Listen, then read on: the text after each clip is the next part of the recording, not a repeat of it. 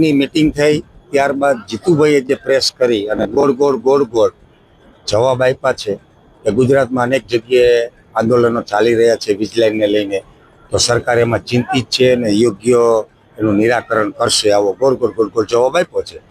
કારણ કે જીતુભાઈ તો અભણ છે, તીડ ઉડાડવા વાળા છે, ઢોલ વગાડવા વાળા છે.